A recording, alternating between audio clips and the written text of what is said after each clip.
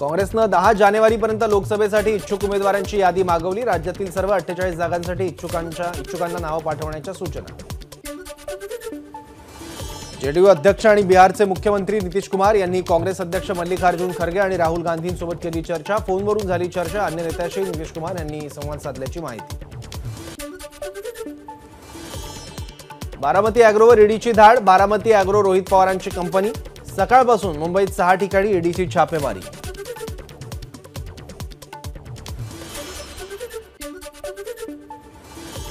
राष्ट्रवादी आमदार अपात्रता याचिकेवरील सुनावणीचं वेळापत्रक तयार। 20 आणि 21 जानेवारीला अजित पवार गटाची उलट तपासणी तर 22 आणि 23 जानेवारीला शरद पवार गटाची उलट तपासणी। नाशिकमध्ये महायुतीच्या नेत्यांमध्ये विधानसभा मतदारसंघावरून रस्सीखेच। देवयानी फरांदेंच्या मतदारसंघात अजित पवार गटाचे होर्डिंग्स। रंजन ठाकरे यांचे भावी आमदार असे होर्डिंग। ठाकरेंच्या होर्डिंगसमोर फरांदेंचेही होर्डिंग। भाजप आमदार राम कदम यांचं आव्हाड वक्तव्य प्रकरणी शरद पवारांना पत्र। समाजाच्या श्रद्धा आणि आस्थेचा विषय गांभीर्याने घेण्याची आवश्यकता असताना मौन का? राम कदम यांचा शरद पवारांना सवाल। जितेंद्र आव्हाडांच्या वक्तव्यावर मंत्री छगन भुजबळांची टीका। अतिशहाणा त्याचा बैल रिकामा। भुजबळांची प्रतिक्रिया।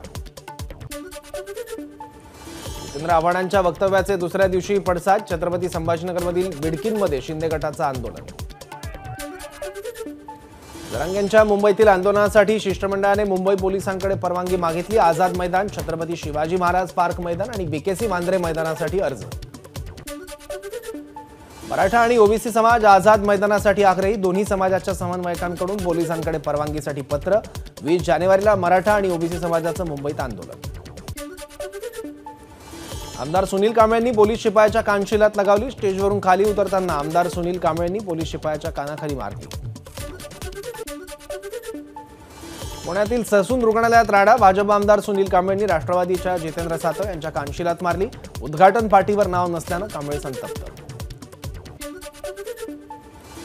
सिंदखेड राजामधील राजवाड्याची स्वच्छता आणि डागडुजीच्या कामाला सुरुवात। माझाच्या बातमीनंतर पुरातत्व विभाग आणि स्थानिक प्रशासनाला जाग। 12 जानेवारीला राजमाता जिजाऊंचा जन्मोत्सव। एबीपी माझा, उघडा डोळे बघा नीट।